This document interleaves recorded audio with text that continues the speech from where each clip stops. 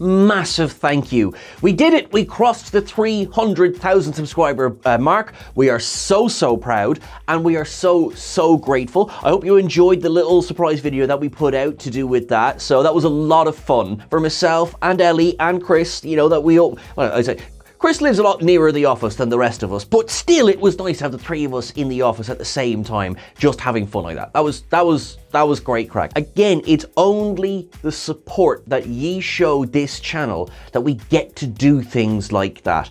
So we hope that you enjoyed that, and we may now start planning the 400,000 subscriber mark. Oh my, anyway. Usual stuff at the start of the episode. Please make sure that you check out our podcast. That drops every Tuesday on all of the best places to get your podcasts. And as well, there is a brand new issue of SFX magazine out. So for all of our friends who also enjoy Doctor Who, it's a very good issue to pick up this time around. Remember, support print media. Thank you so much. We will be going through all of the ups and downs for episode 4 of season 5, which is called Face the Strange. And let's find out if it really was all that strange or not.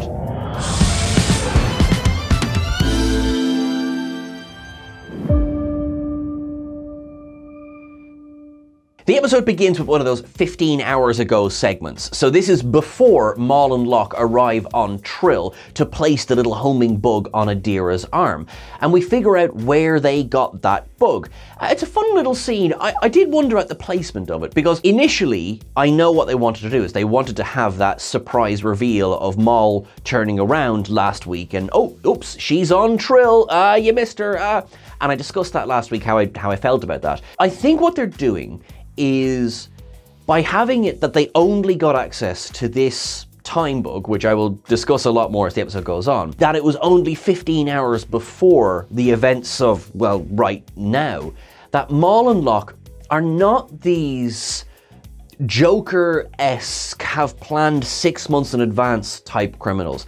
Book said it very well. They're cliff's edge. They're going for the sake of going. They don't have long-term plans. And scenes like this help to support that. We see the exchange of latinum, or is there an exchange of latinum? Because, well, I mean, the vendor who, it must be said, we started going through, right, Star Trek Green Aliens, because this person looked familiar. Not an Orion from the Deep Space Nine episode Captive Pursuit. Got those circles on the temples. Krenim in his DNA, out of place at a Vorta reunion. But at the end of it all, as of recording, we don't know.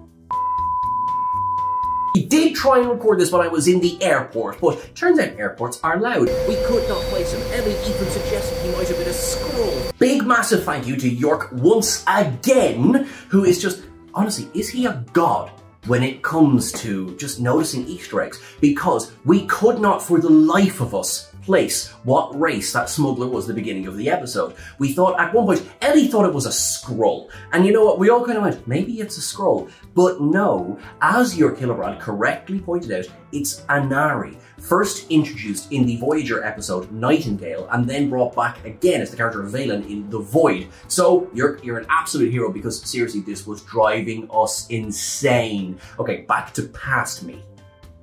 He tries the old switcheroo of, oh, thanks very much for the latinum, but the price has just gone up. I mean, okay, not only have you just signed your death warrant by doing that, but also, don't be a dick. Just go with the agreed upon price, will ya? So actually, I'm giving an up to when Locke just sort of kicks away his hand as he's there scrabbling for help, and Locke doesn't care. And also, listen, I'm not saying I would leave a man to die on the ground if he tried to gouge me on price. I'm also not saying that. Jumping forward 15 hours, Discovery arrives at the coordinates that they received from Janal, and wouldn't you know it, there's nothing there. They don't detect anything irregular. Reese then posits this theory that perhaps rather than Maul and Locke trying to figure out the clues by themselves, they're just going to tail Discovery and see if Discovery will lead them to the next clue. I have a personal down against Rayner and the way he just shuts Reese down like that. It's so needlessly blunt, and I do like that he's called out for it. So in fact, I will go with an up for Burnham pulling him into the ready room You know, I'm paraphrasing slightly, but she goes, "Will you cop on to yourself, will you? That's not how we do things on this ship." And she does begin to speak about, "I know it's been an adjustment and how you got to the..." And he just goes, "Oh, spare me your I get you bull." But then immediately goes, no, listen, I let my frustrations get the better of me. That was over the line. That's enough. That's enough. Because we're 4 episodes in, and I very much believe that Raynor is, perhaps grudgingly, part of this crew. He is adjusting to them every bit as much as they are adjusting to him. So scenes like this are crucial. My down stands, be nicer, but I don't necessarily disagree with the idea when he says your crew could do with a bit more discipline. And she has, of course, the argument, and it's valid because we've seen it pay off, that the way that they are with each other, the perhaps lack of formality, that they are more like a family, has got them through quite a lot of scrapes. As she says herself, we did manage to save the Federation. Well, it's no small feat. While all of this is happening, beginning in Adira's quarters and eventually then leading us toward engineering itself, we see what Maul put on Adira's sleeve. Turns out to initially look like a little robot ant or something like that. To be honest, that's not entirely a million miles away from what it is. And when it finally gets to engineering, isn't it fortunate that Stamets was looking at the wall that time? But once it gets there, it starts to infect the ship, there's a buildup of energy, and we're on our way with the episode's main plot. This buildup of energy is the beginning of what will become a temporal loop episode. But don't be expecting cause and effect, because that is not what this is. This episode focuses on Raynor, Burnham, and as we will learn, Stamets. They are aware of the fact that they are going through a temporal loop. And it's a bit different because it's not the same events that keep repeating. They're basically being bounced from time to time to time on board Discovery. We first become aware when Burnham and Raynor, they attempt to use their personal transporters as this little time bug does its thing, which is how they are outside of the loop. Look, it makes as much sense as anything else in Star Trek, so I'm not going to worry about that. They're out of the loop, they're aware, grand, we have our viewpoint characters. They then land on a very rocky, shaky Discovery, and they arrive on the bridge to see Commander Saru in his Season 2 uniform lying on the ground. There's Tilly, there's Owosakon, there's Detmer, and there's... Hey, you know what? Take it up, Ronnie Rowe Jr. Nice to see you again, Bryce. You're missed. I won't say it's a very loud scene because Burnham gets straight away, it's like, this is the wormhole that we traveled through to get to the 32nd century. You know, they both comment on the fact Raynor has a great line, what's that red thing out there? Which, to me, summarizes an awful lot of Season 2 of Star Trek Discovery. It's the Red Angel. It is Burnham. Burnham, of course, knows this because she remembers it very well. So she has the wherewithal to go, get off the bridge, time travel. They do this, and then very quickly, time resets again. They then find themselves in a scene that I quite like. They find themselves on Discovery when it's in dry dock. They have, in fact, although maybe the enormity of this doesn't hit Raynor, but it certainly hits Burnham. They've traveled 1,000 years back in time to when Discovery's still being built. And there's a segment of the hull missing where you can see that beautiful shot of the Golden Gate Bridge just through it. I'm a Golden Gate Bridge fan. That's an up from me. I must also give a quick up to 23rd century headphones. I rarely am to be found without headphones in my ears, and so I very much like that they have continued into the 23rd century. So, going back in time like this, again, Burnham knows let's not pollute the timeline. Raynor, in fact, is the one to sort of get, there's this worker who's working on the room. Fail to prepare, prepare to fail, you know, tell your foreman we're heading to the exact place he told us he didn't want to go. Basically, get out of the room, and it works. There was a big conversation before we started doing the recording today as to whether or not the fact that Burnham and Raynor are in 32nd century uniforms and, you know, this character doesn't even blink at the idea that this top secret ship with Section 31 information on board and all the latest scientific machinery on board as well, that just anyone could walk on board. I am going to give it a little pass. The reason behind that being is that this poor, however, I'm sure incredibly skilled laborer possibly is not up to date on the finest points of Starfleet security, which is fine. What saves it a little bit as well is that there are references dotted throughout the episode in which the fact that they are not in the uniform as some of the other people in that scene is addressed. If it hadn't been, I would have said that this would fall under the trope of time-traveling Starfleet officers who are wearing their period-specific uniforms, suddenly standing beside somebody with another uniform, and no one bats an eye.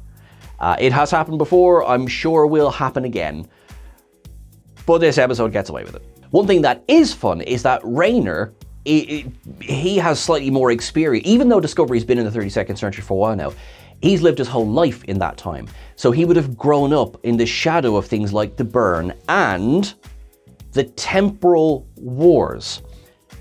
Taken up, the technology that's causing this kerfuffle is Krenim. Now, obviously, yay and hooray for station observations, and we get to that. What is more exciting for me is the fact that it confirms that Krenim were also a part of the temporal wars as well. I'm sure that means there's a list we need to update somewhere, but that's fine. Because, I mean, what do we know about the Krenim and Anorax and the time machine? You see where I'm going with this. Of course, it makes perfect sense that they would be a part of the temporal wars. I would like more than just a name drop, I won't lie, but I did very much like that they were confirmed to have been a part of those events. Another time jump sees Burnham and Raynor end up 30 years in their personal future. They get to a version of Discovery that is completely covered in dust. Zora is the only being left alive or active on the ship, and it is revealed that the Breen somehow came into control of the progenitors' tech, destroying the Federation and effectively dominating the galaxy. Whoopsie doodles. There is bits of this scene that I will discuss in citation observations because there's bits that need to be talked about. This is our setting the stakes scene. Right, well, we know what we don't want to happen, so we need to reverse engineer getting away from that and getting on to something else. Thankfully, Zora is able to help them discover the pattern to these time repetitions, these time jumps. They are then able to take this pattern to Stamets on their next jump, which helps him devise a way of creating a device that will stop the time bug. Again, wasn't it very handy that he was looking at the wall that time? Another time shift helps them all immeasurably because they end up back in the 32nd century. This is not long after the refit. So crucially, it has the technology that Stamets needs, which is a certain type of material that is available in 32nd century holodecks, of which there is one in the captain's quarters, which gives us our, at this point, I'm going to say our obligatory book scene. Now, David Ajala is great in the scene, and he looks very well. He's just come from the gym, and well done. You obviously put a lot of work in. Last week, I struggled a bit with the reason Book was on Trill, as in I didn't think there was much of one. This one feels like everyone gets their scene. So what's my problem with it? My problem with it being that last week we had an episode where I thought, what was the point of Book being there? Which is maybe why it feels a little bit egregious in this one. It is no more egregious than Bryce, for example, being in the episode. So I'm going to move on from this point. They have changed and grown together. This is still very much a Book who is living happily with Michael on the ship. And, it's sweet. Burnham is very much like, clock is ticking, I need to go. But it is nice to see them without all of the added weight of season 4 on top of them again, to kind of remind us all that they did work when they were together. We get back to engineering again. Stamets has what he needs. We have our device. Turns out that the time bug has got its own wibbly wobbly shield, and you don't want to get involved in there because you turn to dust. Sure, haven't we all done that of a weekend? And boom, we've got a reset again, which we do, but this is a better one.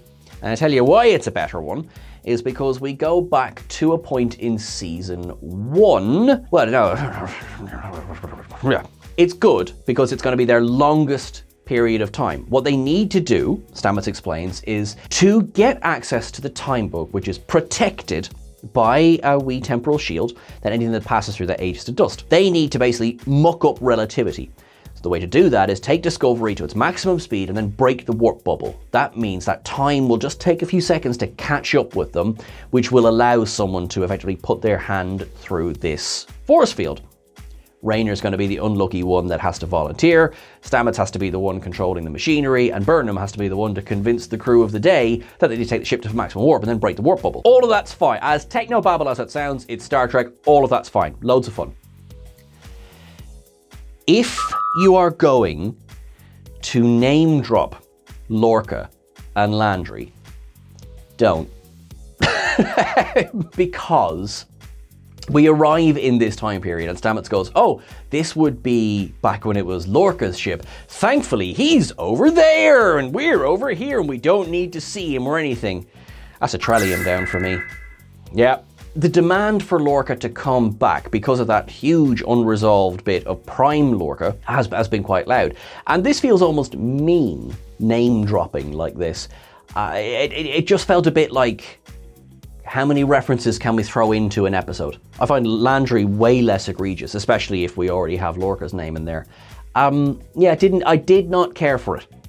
It wasn't necessary, especially when we're setting up the scene on the bridge. Of course, we're setting up other things as well. My point about Lorca stands, but we have to place it in a certain period, which is when Burnham herself had only just joined, if not the crew of Discovery, then had only just boarded Discovery.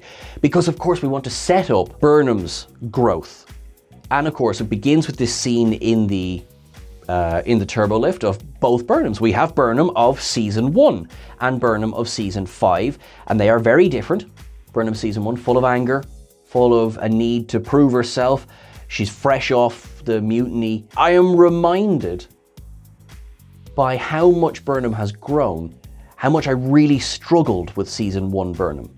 I don't think we were meant to particularly love season 1 Burnham. Her arc, yes, but some of her character traits. When asked in interviews about this, so Sonequa Martin-Green was asked after these episodes were released to reviewers, how did it feel revisiting that character? And she spoke about the challenges and how exciting it was and how fun it was because we have the context of where Burnham has got to. In that respect, I considered that an up. I love that was added to the episode. I think the 2 scenes were a bit much. I think you could have left it with either, no, you needed to have the scene between the 2 Burnhams. So you needed that turbo lift scene, for sure. The scene in engineering, because we needed to have a standoff, you know what I mean? But to see the growth in the character, that was important. This leads to a fight. This goes on for a minute or 2. We get a nice nerve pinch, we just dump her on the floor. Burnham then goes into the turbo lift and bumps into season 1 era Linus, who says, "Red is definitely your color." Taken up. And then Burnham appears on the bridge to be greeted with our lovely crew, as we come to accept them, and of course, Airiam. Taken up. Airiam, I quite liked as a background character for as long as she was in the show, and I really like Project Daedalus. I think it's a really strong episode, and I was much more moved than I think I expected to be when she died. I didn't think that we needed as much of the funeral and everything afterwards. I think maybe there wasn't enough character building for that to work out. That turns out to be necessary for how Burnham convinces the bridge crew to follow her. Remember, this is Burnham with completely different hairstyle, completely different uniform, completely different persona. She convinces Airiam to believe her by telling Airiam when and how she dies. No proof. This would have nothing, no other significance other than if I was to say to you, you're going to die in 3 weeks by choking on a chicken sandwich. Do you trust me now? I wouldn't expect you to. So the logic behind getting Airiam to believe her is a whopper of a down. It makes no sense. There's nothing mentioned at all about Airiam being a human polygraph or anything like that. Burnham says, "You will sacrifice yourself to save us." Detmer goes, "We would never allow her to do that." And Airiam said, "This is exactly what I would do in that situation." So wonderful seeing Airiam. Great to have Hannah Cheesman back as Airiam. That, not an issue, not even remotely an issue. But convincing the bridge crew to believe Burnham, the logic doesn't work for me. Back down then on engineering, they're just about ready to go. The ship's about maximum warp. Actually, do you know what? Taken up. Nice to see Season 1, Season 2, Discovery back again. And then you have Burnham arrives with Rhys. This is to set up a moment that was established last week, where in his interviews with Rayner, Rhys tells Rayner what a fan he is of the 23rd century Connies and the curves. Rayner then uses that knowledge to convince Jen Rhys, yeah, anyone can check someone's first name. Yes, he does know him. Yes, they have served together in the future. It's just enough for Rhys to lower his weapon. It's not quite enough for Burnham. So Rayner, using his skill of remembering other people's words, turns around and says to Burnham what his Burnham said to him on the Bridge of Discovery, which is, you have just arrived, and I know you feel you don't have any place here. You don't belong here. And that will change. You will grow, and you will become the captain of this starship. You just have to give yourself that chance. It's a great message. It feels, after we've had the turbolift scene, it feels a little, oh, I don't know, maybe a bit too long. Maybe that's what my point is. Maybe a little bit too long. But we get there, and we need that scene for Stamets and Rayner to be able to do their wibbly wobbly with the boogie woogie. They do manage to get rid of the boogie woogie. Everything goes back to normal. Brilliant, hey presto. And then sorry, Culber is able to just regenerate Rayner's hand. That is such a throwaway line. Culber has cured the aging process. I really hope that's something that comes up again in the future. This episode, it's a great example taking up Rayner's growth. And there is a line at the end that had me properly laughing, which was Rayner asking Burnham, how do we explain this to the crew? And she goes, honestly, with this crew, as soon as we say time bug, they'll get it. Definitely an up from me. They discover that Rhys was in fact correct in the beginning. They notice that they've lost 6 hours of time, and when they check, they do discover, yes, there is a warp signature from Modern Locke's ship. It has vanished. There's a mystery. Where does this leave us for next week? But we're not at next week yet. We're still on this week. So would you please join me at this week's Cetacean Observations?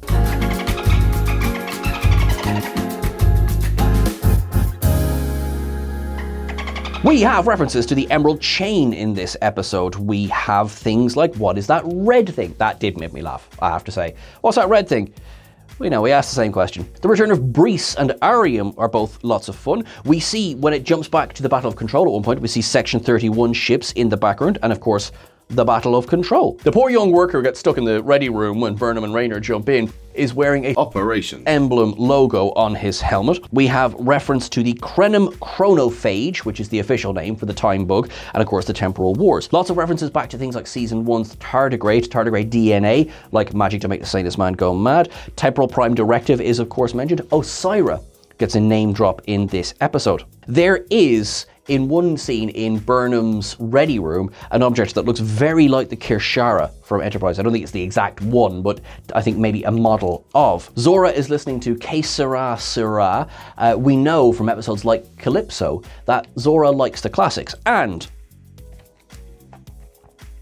we have a slight problem. At this stage, there is talk, and if you think back to the interview that we publicized a couple of weeks ago, Mick Jost spoke about how Calypso might be getting a reference, or at least a nod in this season, and I hate to say it, but I really hope this wasn't it. So in this episode, we see Zora alone 30 years after the entire crew has died. Everything's covered in dust. Now, let's have a look at Calypso. Zora is alone on the ship, all of the crew are gone. It's been 1,000 years. So there's the obvious problem, number one, Discovery versus Discovery A. Number two, Discovery is squeaky clean, whereas Discovery A is covered in dust. Now, what's to say that maybe in this version, the .7s had run out of power? Back then, maybe they didn't run out of power, maybe it was all fine. So, all right, okay, we're cool. In Calypso, there is of course a reference to the Vidresh. That was confirmed by writer Michael Chabon at the time as a syncope of the word Federation. Long story medium, same word, different shape. This word was then used in existence in 3189, season 3 of Discovery, which is about 1,000 years after the Discovery that we know was built. I am slowly beginning to accept the fact that we are not going to get the resolution to Calypso that we wanted all of this time. It doesn't really add up, which makes me sad because Calypso is one of the best stories that Discovery's ever done. We get another reference to the Breen here. How come the Breen are the ones who got the progenitor's tech? The Discovery theme plays as Burnham talks about when she first boarded the Discovery. We get references to Ractogenos, Lorca and Landry, 23rd century technology like the communicator, for example. We get references to one of the earlier Burnham thinks that later Burnham might be a shapeshifter. She does reference the fact of, oh yeah, captain's pips. Well, that couldn't possibly happen. She is taken down with a Vulcan neck pinch as older Burnham says to her, "It's been a long road. Do you all have faith at the heart?" Bryce, we got Arian, we got original Discovery. Poor Rayner's hand seems to be a bit of a nod to poor Picard's hand from the episode Timescape. That is everything for our episode today, folks. What did you think? You'll probably have noticed that I didn't give a Latinum up this week, and there was nothing that particularly stood out to me in that respect. So, I'm not saying the episode is terrible, by no means is it terrible. Look, our ups way outnumber our downs. But yeah, we don't always give them. Just like to keep it going, really.